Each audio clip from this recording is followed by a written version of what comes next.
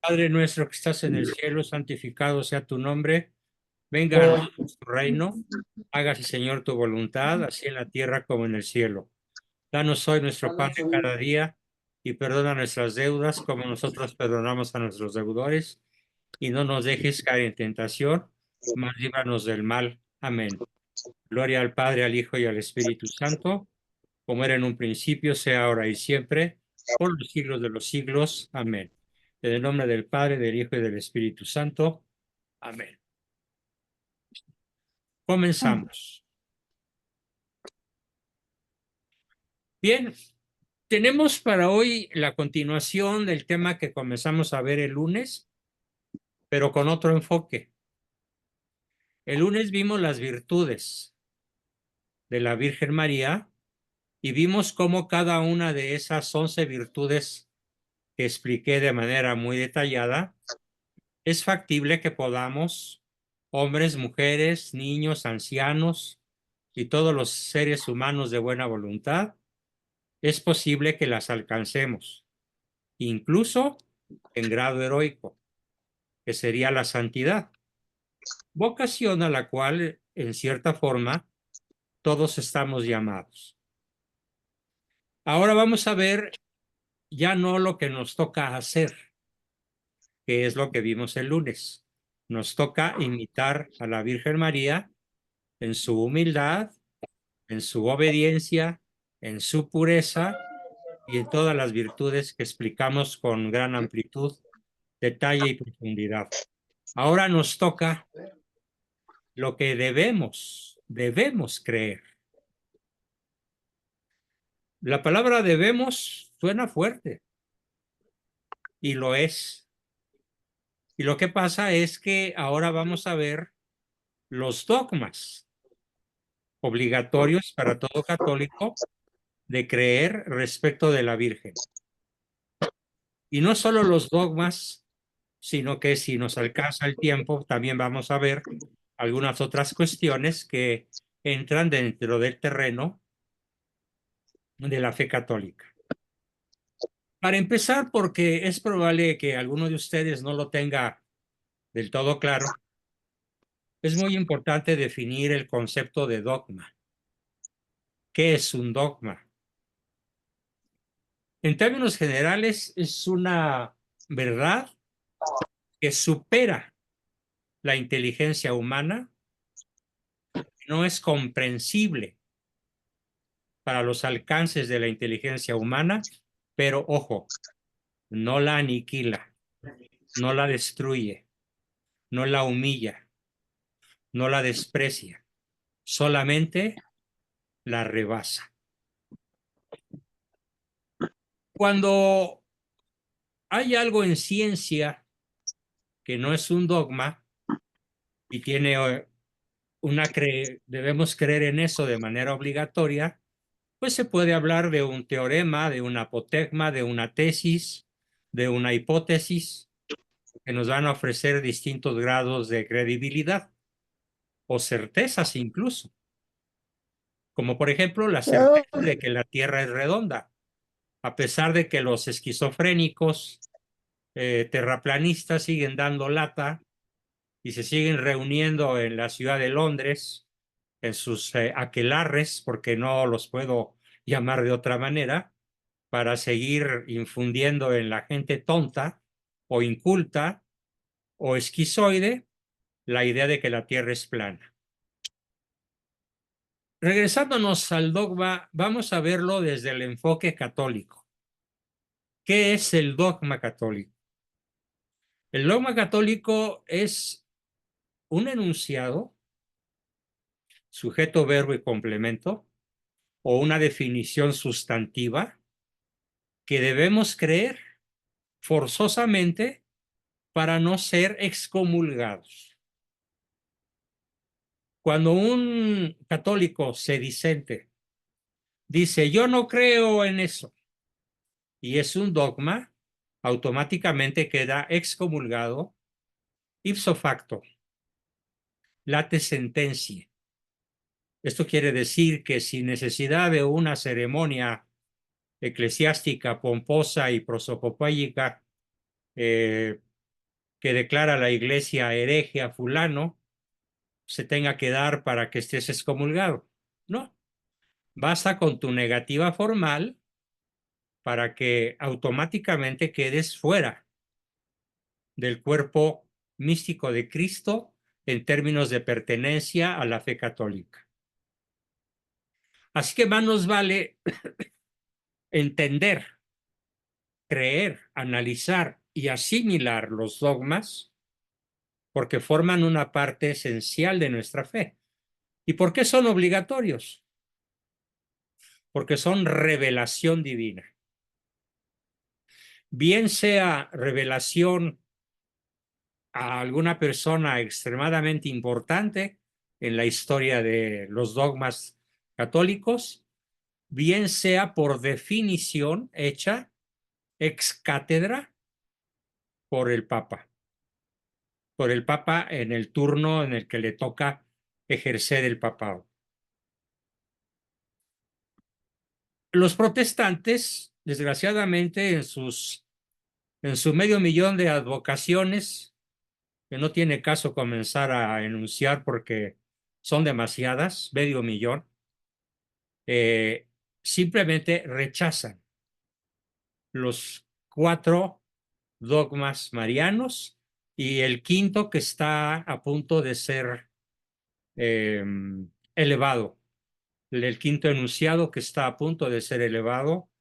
No sabemos si en cuestión de horas, días, meses o años, para que se forme entonces el quinto dogma, al cual me referiré dentro de un rato. Esta verdad revelada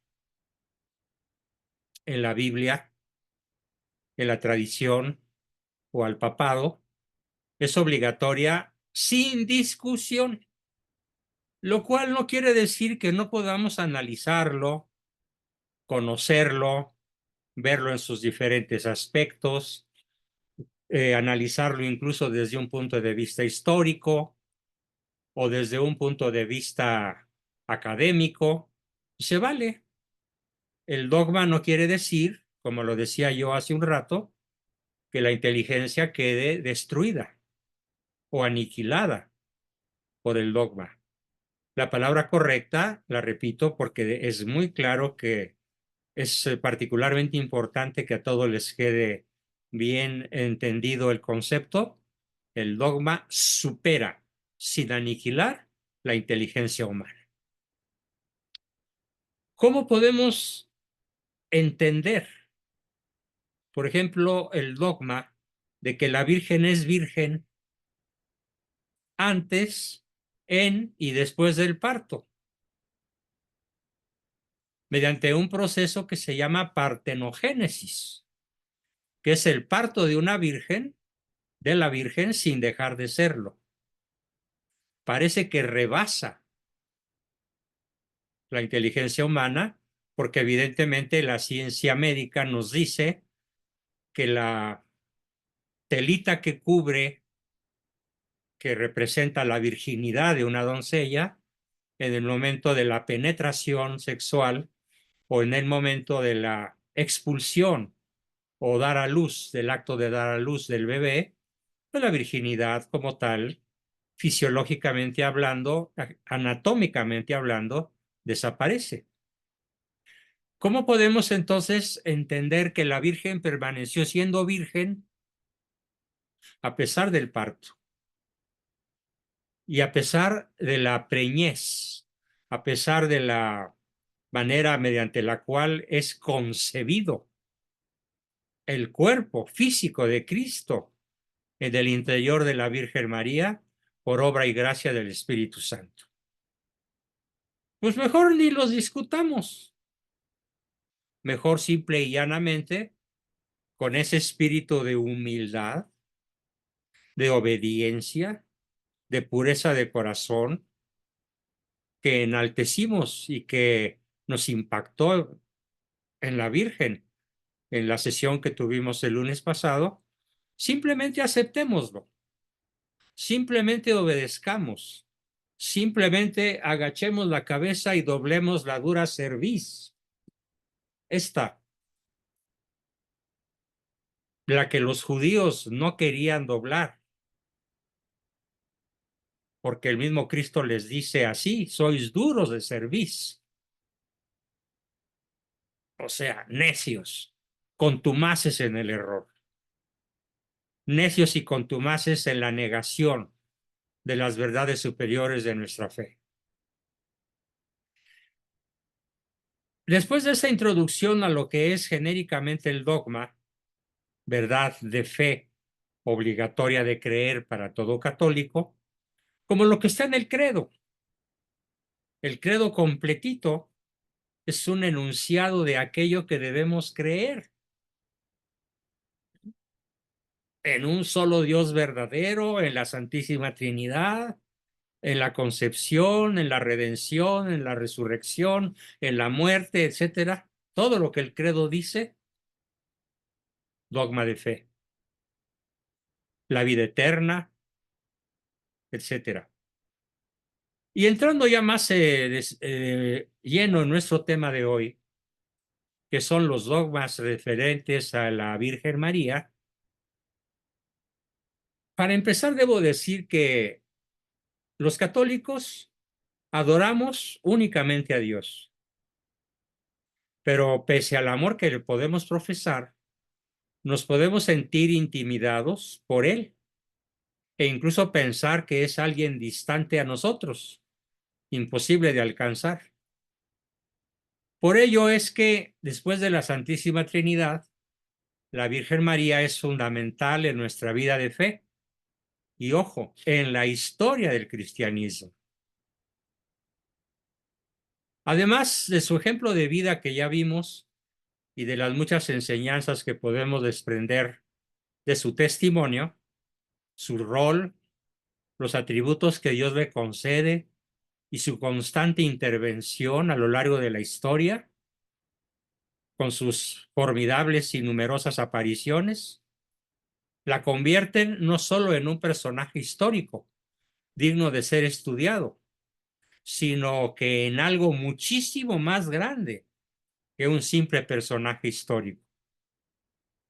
Aquí debo hacer mención de algo que probablemente no hice suficientemente claro en la sesión pasada de lunes y que ahora, en honor a nuestra Madre de Guadalupe, debo decir: cuando hablo que la Virgen se ha incrustado en la historia humana, y en este caso en la historia de México, y que fue en cierta forma la responsable de que 11 millones de indígenas de diferentes etnias, sobre todo de la etnia azteca o náhuatl, se bautizaran en interminables filas en un periodo muy corto, inmediatamente después de su aparición. Debo decir que hay una frase que pronunció el Papa Benedicto XIV y que está escrita en enormes letras en la entrada de la Basílica Antigua y que dice en latín: non fecit taliter omni natione, que significa en castellano: y no hizo cosa alguna o cosa igual con ninguna otra nación. ¿Qué fue lo que no pasó en Francia con la Virgen de Lourdes? ¿Qué fue lo que no pasó en Japón con la Virgen de Aikita? ¿Qué fue lo que no pasó en Colombia con Coromoto? ¿Qué fue lo que no pasó en Chile? ¿Qué fue lo que no pasó en España con la Virgen del Pilar? Lo que no pasó y sucedió únicamente en México, fue que se quedó físicamente con nosotros. La guadalupana que está en la Basílica del Tepeyac no es una pintura, es la Virgen. Es un cuerpo vivo. Muchísimas cosas se han escrito y estudiado al respecto y seguiremos hablando sobre el tema de manera oportuna en este mes. Así que non feci taliter omni natione, y no hizo cosa igual con ninguna otra nación. Ya veremos mucho más a fondo qué quiere decir esa formidable presencia de la Virgen físicamente hablando entre nosotros. Ahora vamos a ver que el problema es que al no ser la Virgen una diosa, sino una criatura, como todos nosotros, muchos se han confundido y han puesto en duda quién es realmente María. Por eso la Iglesia a lo largo de los siglos, ojo, ha ido desenrollando, ha ido develando, ha ido desarrollando una rama de la teología que se denomina con el bellísimo nombre de Mariología. Teología referente a Dios. Mariología es la teología referente a la Virgen. La Virgen se ha manifestado a diferentes videntes y personas que han recibido revelaciones y mensajes. Y junto con eso ha habido momentos en los que obispos, cardenales y papas se han detenido a reflexionar y a pedirle a Dios que nos ayude a comprender sus misterios. En particular, los misterios relacionados con la Virgen María, y mucho de lo que hoy afirmamos sobre ella nace de estas reuniones llamadas concilios. En efecto, a lo largo de la historia de la Iglesia ha habido una multitud de concilios en los cuales se han definido los dogmas que debemos creer sin apelación, sin discusión, doblando la dura cerviz, entendiendo que no destruyen nuestra inteligencia, pero sí la superan. De ellos, de estos dogmas, hoy en día la Iglesia afirma que existen dogmas marianos, es decir, verdades de la fe que son irrefutables, obligatorias y que forman parte de lo que creemos y de cómo debemos vivir y celebrar nuestra fe. En particular, lo relacionado con la veneración mariana. Estos dogmas son muy importantes en nuestra experiencia espiritual y de hecho se celebran con especial dedicación en el calendario litúrgico y en muchos países esos días son feriados. Yo me acuerdo cuando de niño y de adolescente y aún de joven era una fiesta que el Estado reconocía como tal, era un día feriado, el 8 de diciembre, no se diga el 12 o el 15 de agosto, por mencionar solo tres. Durante la historia de la Iglesia se han discernido, ojo, no se han inventado, ya estaban implícitos en nuestra fe, pero la Iglesia, por ese don que le da Cristo, todo lo que atares en la tierra quedará atado en el cielo, y todo lo que desatares en la tierra quedará desatado en el cielo. Tú eres Pedro, y sobre esta piedra edificaré mi iglesia, y las puertas del infierno no prevalecerán. Entonces la Iglesia discernido. Espero que todos entiendan el verbo discernir, y si no, al final me lo preguntan. Y decretado, discernido y decretado. 4 dogmas marianos. ¿Cuáles son? 1. La Inmaculada Concepción de María. 2. La virginidad perpetua de María. 3. La asunción en cuerpo y alma al cielo de la Virgen María. No ascensión. Ascensión se refiere a Cristo, que sube a los cielos por su propia voluntad, su propia fuerza divina. María es asunta, es llevada por los ángeles. La asunción, pues, de la Virgen María en cuerpo y alma al cielo. Y 4, la maternidad divina de María. Por esta razón, bueno, a mí el que más me emociona y que en algunas ocasiones incluso me ha hecho llorar cuando he reflexionado profundamente sobre esto,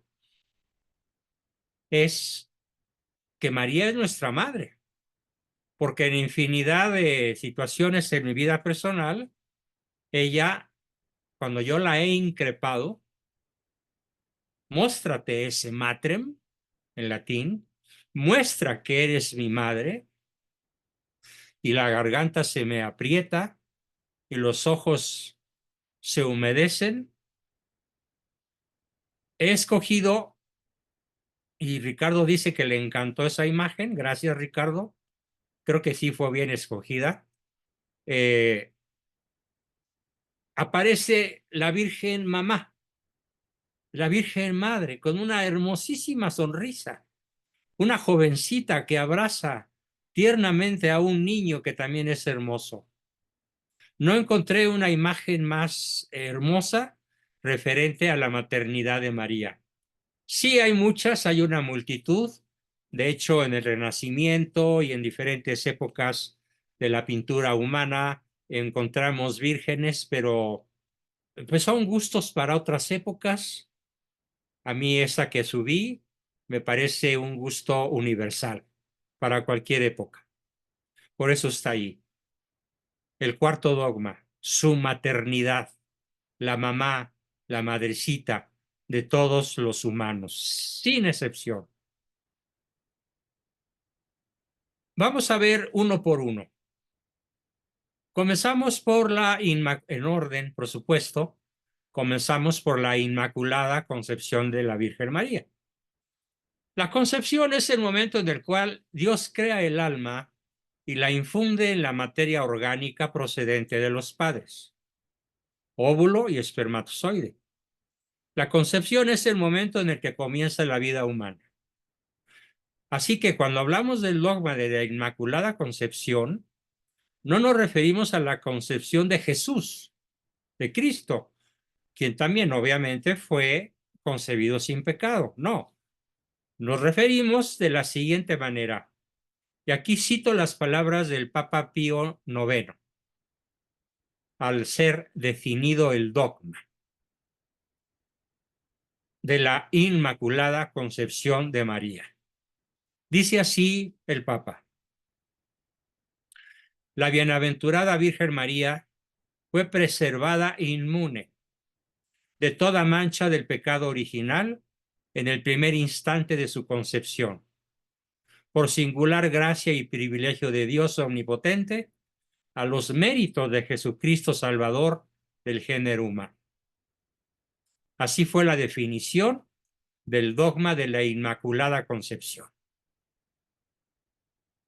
o Purísima Concepción, como también suele llamarse. De hecho, creo que en Michoacán hay un pueblo que se llama así, La Purísima, en honor a la Virgen.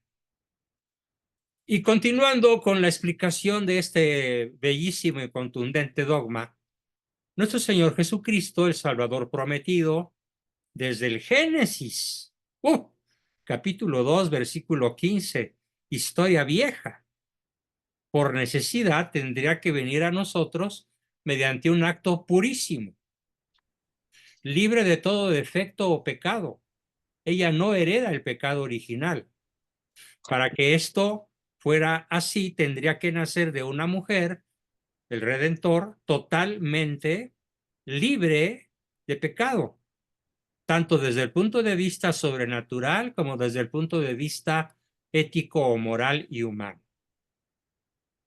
Digamos entonces que Dios, como muestra de su honor y poder, nos trajo a la Virgen María, engendrada y nacida totalmente libre de defecto, libre de pecado, que significa libre del menor vestigio del pecado original, que es lo único que podría mancharla. Y esto, lo aclaran los papas, lo disciernen los papas, fue posible por los méritos de nuestro Señor Jesucristo. Ese fue la explicación sobre el primer dogma, la Inmaculada Concepción. Nos queda suficiente tiempo todavía para ver el segundo. Denme.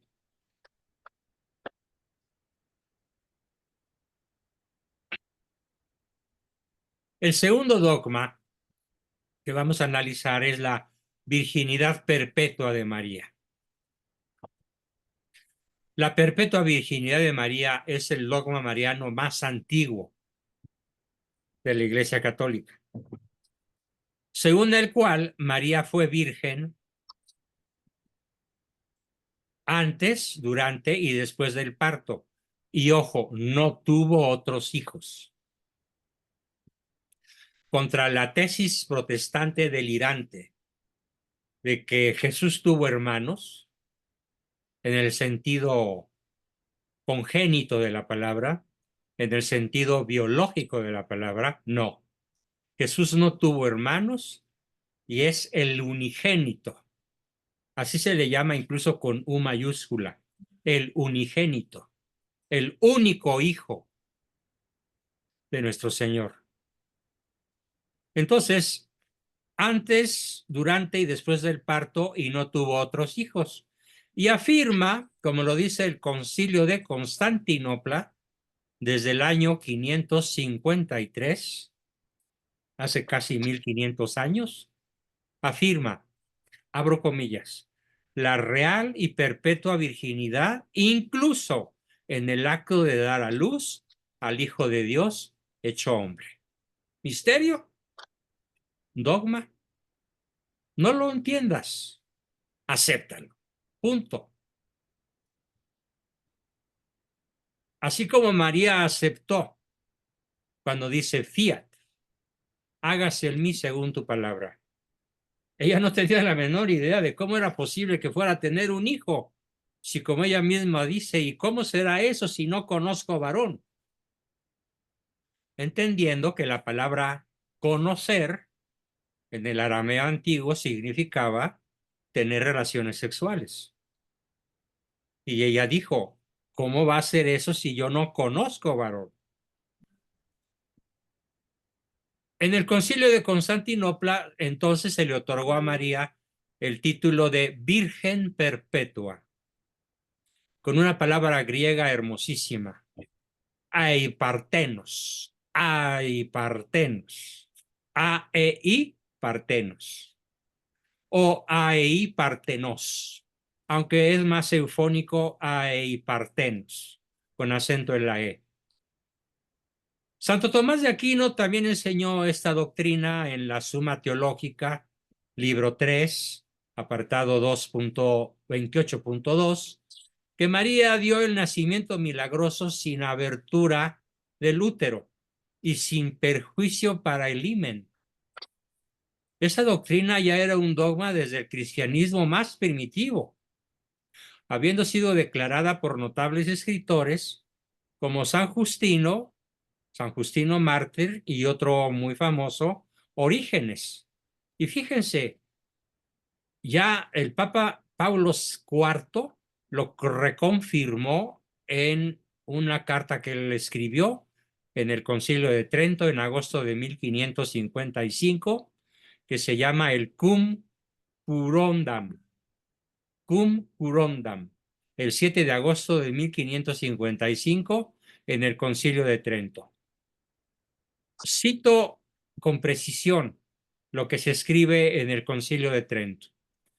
La Sagrada Escritura menciona a unos hermanos y hermanas de Jesús, pero la Iglesia siempre ha entendido esos pasajes como no referidos a hijos de la Virgen María, porque en efecto, Santiago y José, hermanos de Jesús, son los hijos de una María discípula de Jesús que se designa de manera significativa como la otra María, como claramente lo establece Mateo en el capítulo 13 y en el capítulo 28. Se trata entonces, los hermanos de Jesús, de parientes próximos a Jesús, según una expresión conocida del Antiguo Testamento. Véase el artículo 500 del Catecismo de la Iglesia Católica. Así que es Santiago y José, hijos de una María distinta. Es la otra María, pero no es la Virgen María.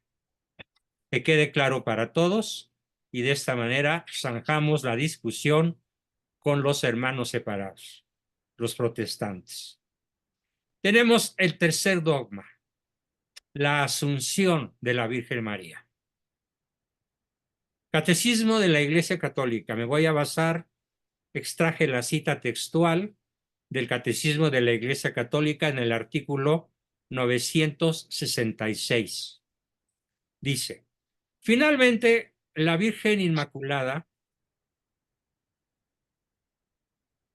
preservada e inmune de toda mancha de pecado original, Algo prendió.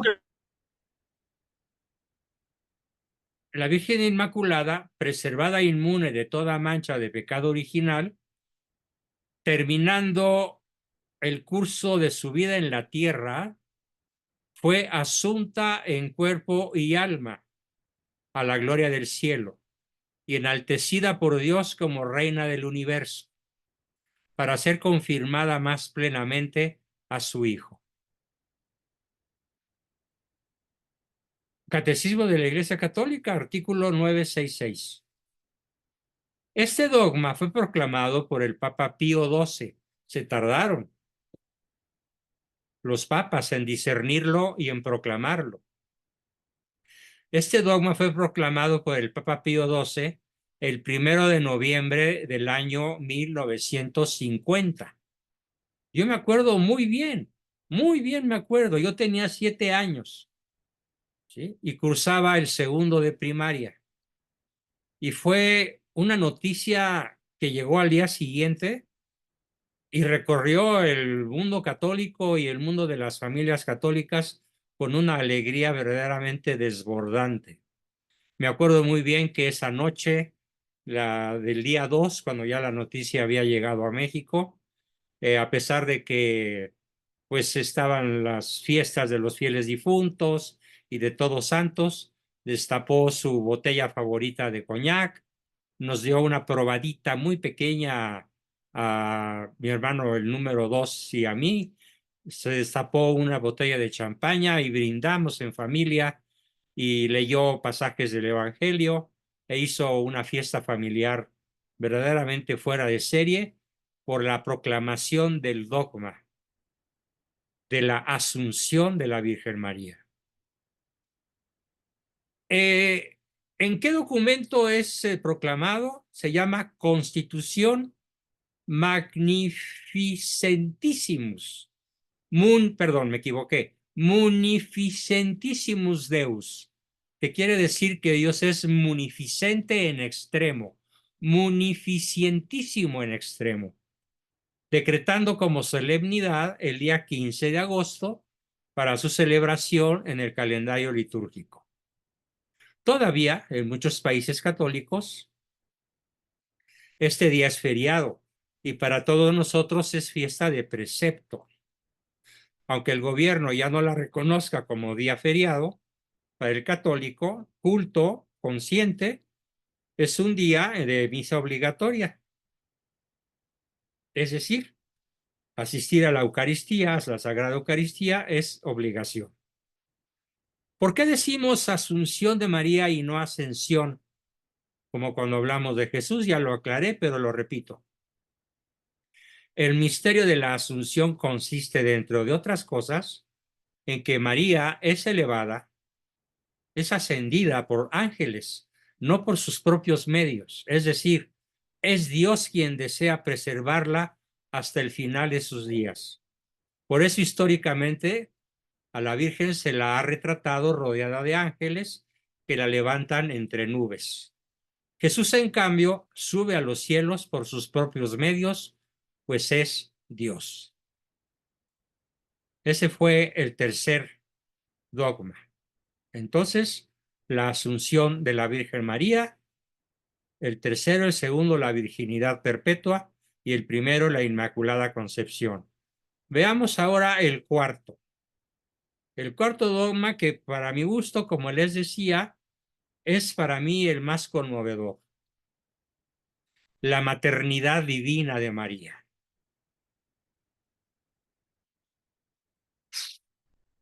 La maternidad divina es el fundamento del culto mariano. Jesús es hombre y Dios a la vez. No es dos personas en una, sino que es una persona que integra dos naturalezas.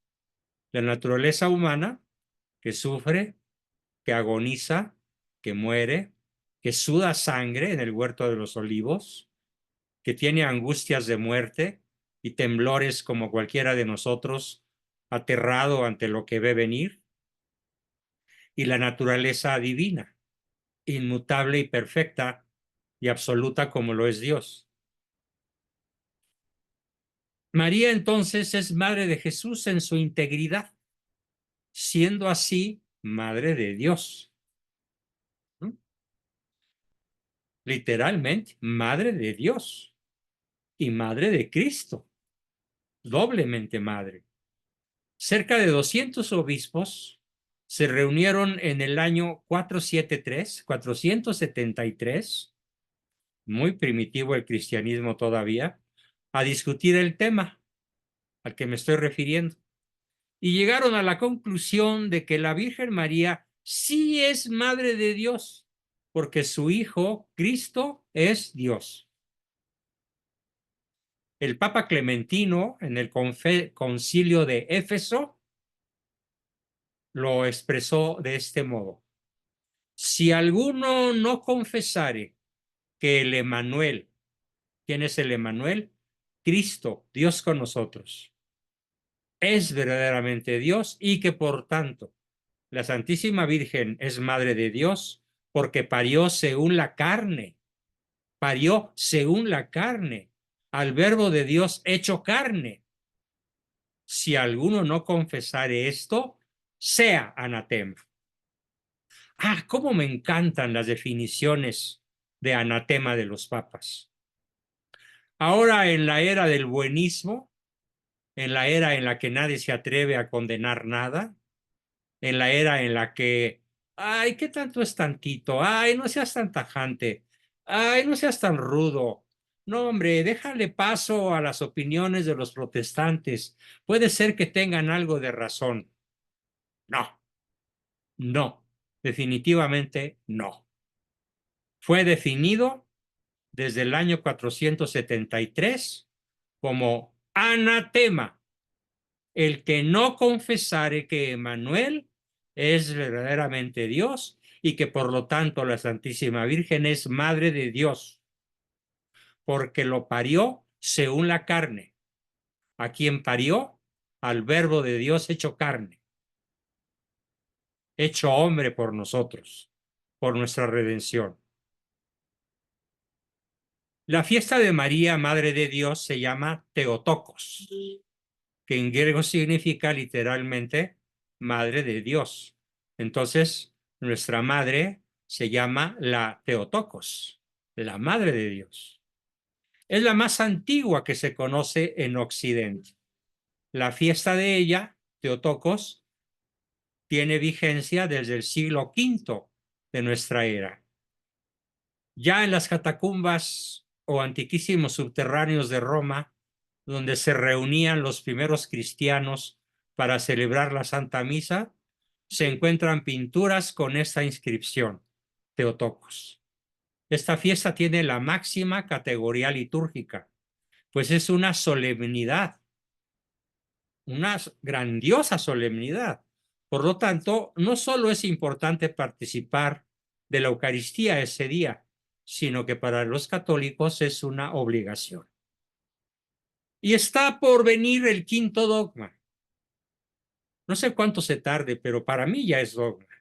Yo lo acepto como dogma y no recientemente, no, desde niño.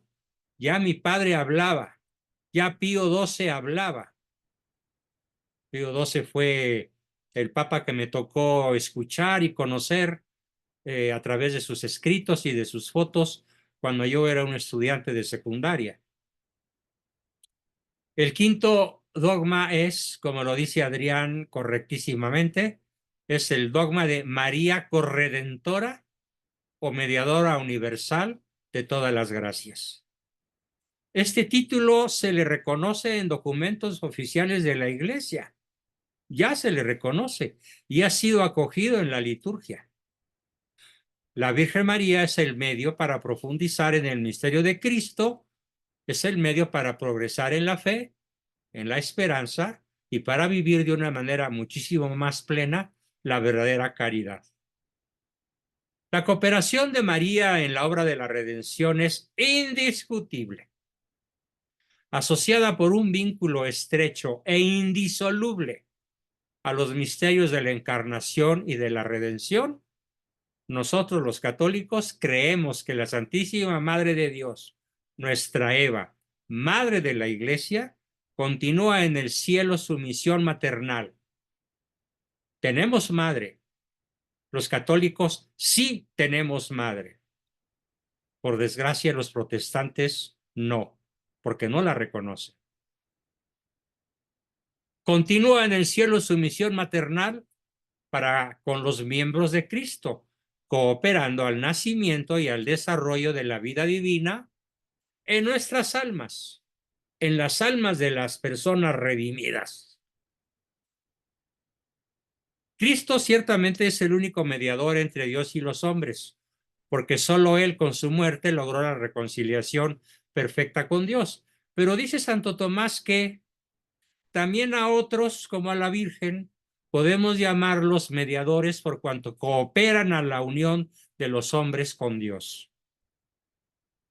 A María se le llama pues corredentora o medianera universal de todas las gracias desde el siglo V cuando menos.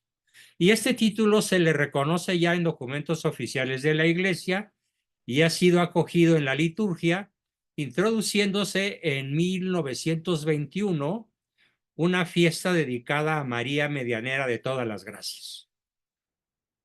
Cito a San Juan Pablo II en un discurso que da en España y con esto terminamos nuestra exposición del día de hoy. ¿Qué dice San Juan Pablo?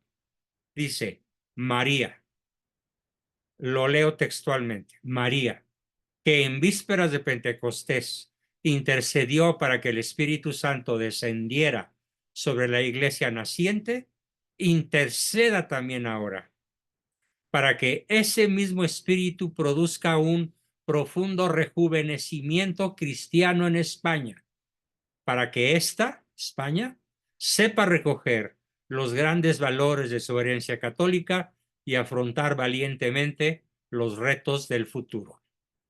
¿Qué tal si hacemos nuestra esta oración? Y en vez de decir España, decimos, para que ese mismo espíritu produzca un profundo rejuvenecimiento católico en México, para que México sepa, para que nosotros sepamos recoger los grandes valores de nuestra herencia católica y afrontar valientemente, hasta el heroísmo, los retos del futuro. Bien, con eso terminamos nuestra exposición del día de hoy y damos paso al segmento de aportaciones, preguntas, dudas y comentarios.